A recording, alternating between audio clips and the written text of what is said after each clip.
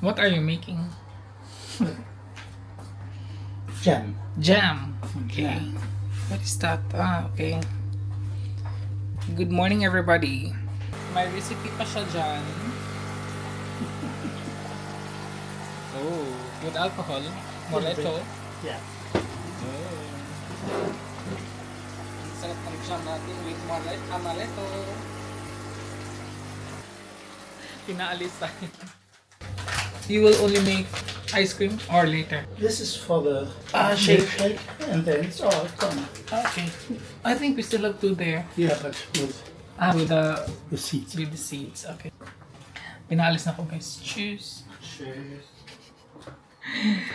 Pinaalis tayo, uy. Tsaka na. Uset.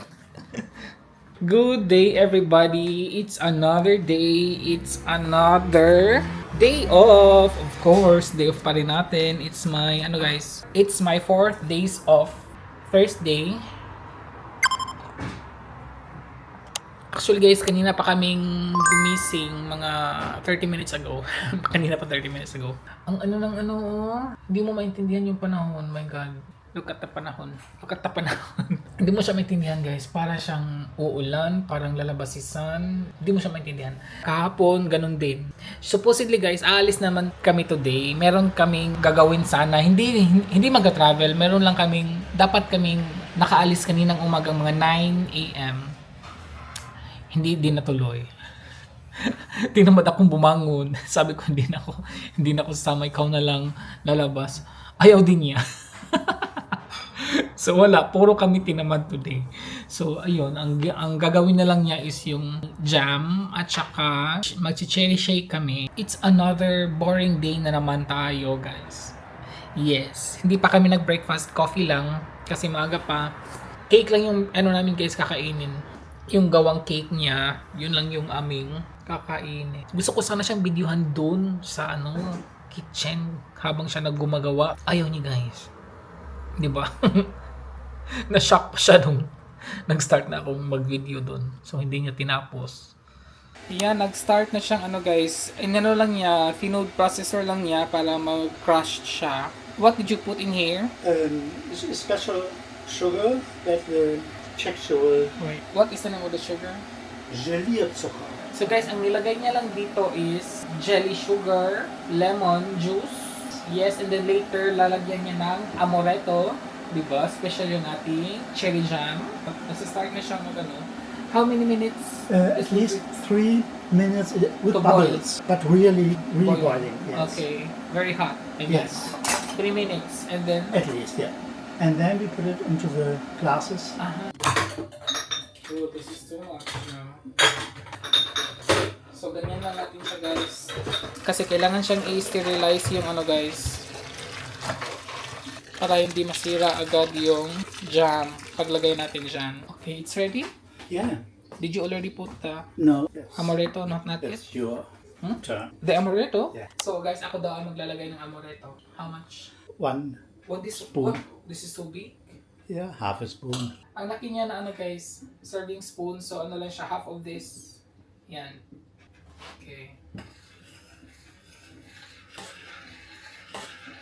More? Okay. So, malalasing na tayo. We will get drunk whenever we eat this one. So. Now I know. This is for the cherry jam. Yeah. It's almond. So, ayan lang guys. So, nalagay na siya namin, guys, dito. Tama lang siya, guys, 4. Dapat, guys, ganito siya ka-full. Pero, wala na tayong magagawa dyan. Let it set for until it gets cool. And then, Directly now. directly now. Yes. Okay.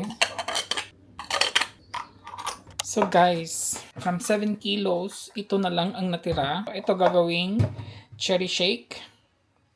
And ito is ice cream. And ito is Yogurt. umalis.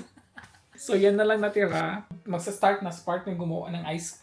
Uunahin niya yata ice cream. Kasi yung shake namin, inumin namin niya mamayang gabi for dinner time. So, and then yung yogurt, yun na. And then, umalis.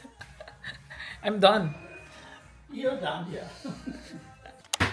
Gagawa na siya ng ice cream. Ito yung ice cream machine. These are the ingredients, guys. 250 grams of cherries, 150s of heavy cream, 50 grams of powdered sugar, 2 tablespoons of amaretto, and Maybe just in case in case, make guys, it this is smooth. like heavy cream also, pero 35% fat. So this is like heavy creams. Yeah, this is Frischkäse. Fresh queso? Yeah. I thought it's a heavy cream. Yeah, it's a heavy cream. It is. Mag-start na siya. Put all together there. No, I first have to Grind it. To grind it, yeah.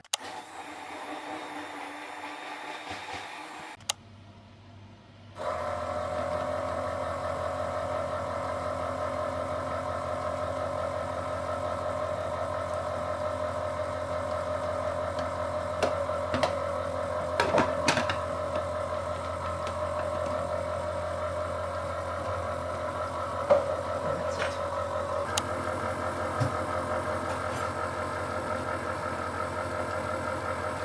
So, ayun na po yung ice cream niya. Before pala niya nilagay lahat yung sa machine, guys, nag-add lang siya ng lemon juice para medyo freshy yung yung cherry ice cream natin, di ba?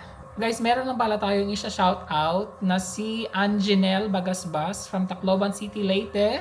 Thank you po. At meron din po si bagong subscriber siya actually, si Nice Mechanics from Cagayan de Oro. Guys, thank you po so much for subscribing. Guys, sa mga new subscribers again, don't forget to comment down below para kayo ay ating ma-shout out sa next nating videos. Maraming salamat po sa pag-subscribe.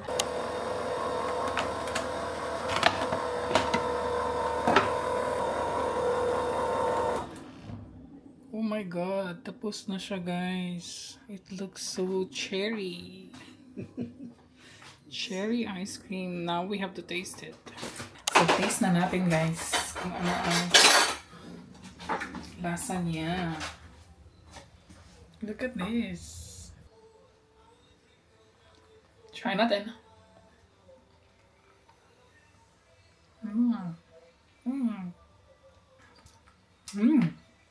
Ang sarap. It's very cold. This is my favorite ice cream, guys, dito sa Germany. Mövenpick. Ang sarap niya na ice cream. I can put this later in the freezer. Yeah. Oh my god, it looks so good. And I'm back. Guys, magluluto ako ng ulam for tonight. Ang bilisan ng tong ulam, guys. Very, very simple. Kasi guys, gusto kong something like savory. Kasi cake, ice cream, then milkshake, di ba? Sweets. And now guys, yung i-dinner namin for tonight is tuna. Yung oil ng tuna gagamitin natin. Dalawang ganito, guys. Lagyan lang natin siya ng kamatis, onions, and bell pepper. And then naglagay ako ng isang sili para medyo manghang. Bell pepper lang ginamit ko kasi wala namang oh my god. Ilagay ko na nga itong mga para hindi siya may halong kasi, may halong sabaw tsaka mantika. Kaya ganito siya. Kailangan na natin yung tomatoes, guys, yung maluto talaga siya. Lagay ko na lang din itong bell pepper, later na lang yung sili. Kasi instead of paprika powder, bell pepper na lang. Kasi yung bell pepper namin is, yan yung isang linggo pa yan. Then half na lang siya, so kailangan siyang ubusin. Para hindi siya masira, makakain pa naman. Maglalagay pala ako ng 2 itlog. Isain natin yung kamatis, guys. Para yung lasa ng kamatis talaga is siya. Cherry tomatoes to. So, masarap to siya, guys. I think kakain ito sa part niya. Itong klaseng tuna pala, yan. Ito yung kinakain niya. Then, after nito, maliligo na ako. And then, after ligo, maaga na naman kami mag-dinner. Kasi first meal of the day to, kasi nag-cake lang kami kanina eh. So, ilagay ko na lang siguro yung isda. Yung isda. Yes, of course, isda. Tuna. So, ilagay na natin to. Okay.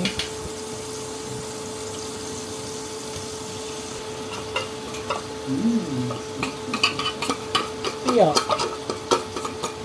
Our dinner later. You will eat this, right? Little bit. Yeah, with rice. Yeah. Good. Ang oily. Ang daming oil. Healthy naman siya ng pagka-oil guys. Kasi yung isa is, dalawang klase siya ng oil. Sunflower oil at saka olive oil. Yung ano. Ang dami. Napadami. Okay, hanggang bukas na to, di ba? Hindi na ako magluluto bukas. Sarap to with sarap to with tuyo. May tuyo pa ako doon, guys, pero hindi ko siya alam kung paano ko lulutuin. Hindi ko siya lulutuin dito sa sa loob ng kitchen kasi pabaho na naman. Kasi yung baho, mag-iisip ako guys kung paano ko lulutuin yung tuyo. Ayan. Diba? Pag madaming pepper talaga. Ito ang gagamitin ko, ba? Kasi dudurugin ko yung kamatis. Mas easy siyang durugin. Ayan. Mamaya na natin yan tikman. Anuhin ko muna itong itong itlog. Kaya nang aking bapilin. Dalawang itlog lang guys. Okay.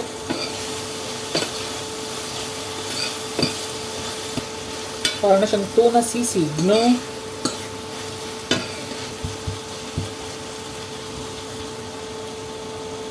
And ilagay na natin yung itlog. Kainaan ko lang konti.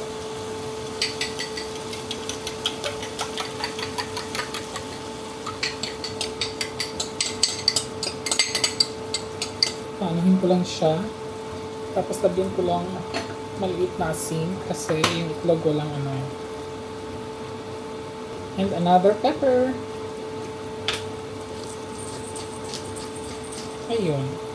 Anuhin lang siya natin ng konti para medyo titigas yung itlog.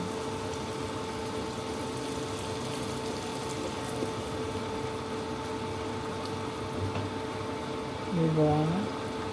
O, para na siyang tortang tuna, no? I-mix natin siya. Ayan. At saka natin ilagay yung sili. Yun, maanghang na ito. Malapit na siya maluto guys. Ang bilis lang. Ang bilis niya lang maluto. Kung nagmamadali kayong or nagugutom kayo, bili lang kayo ng Century Tuna. Gagawin nyo nito. Madali lang siya. Yung ingredients is very easy lang siya. Actually, luto na siya guys. In 15 minutes, may ulam ka na. Hanggang bukas pa na ulam. Tikman natin, of course, with ahtong sa yung sili. Oh my god, hindi na natin ma-recognize yung sili kasi yung paprika, nakaslash siya na very maliit din. Oh my god, paano na lang yan?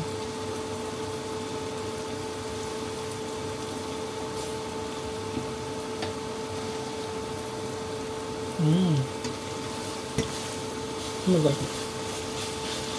Oh my god. Okay guys. I'll turn it off na. Tama na. Okay na ko ulit. Sarap niya. Medyo maanghang.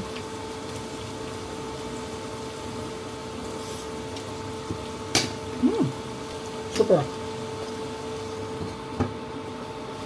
Ang sarap. Tapos na. Maglilinis lang ako ng kitchen. And then maliligo. And then kakain na kami ng dinner. Kakatapos ko lang maligo guys. Ang aga pa. 3 PM pa dito guys. Ang aga namin mag-dinner.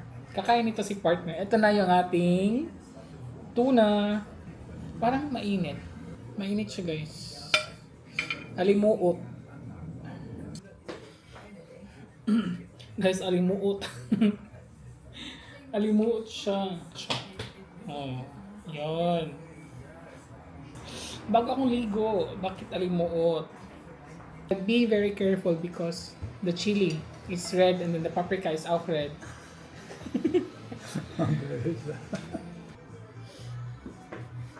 Kasi wala tayong tuyo. Suka na lang guys. Good na appetit.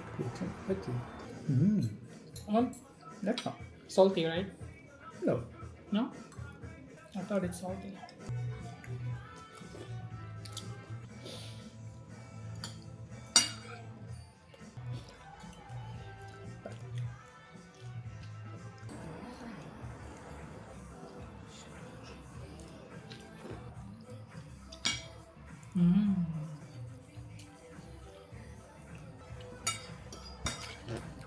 Delicious, my dear. Yeah.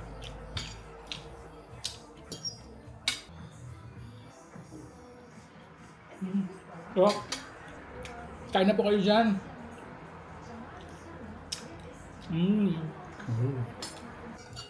Kinamay ako guys ha.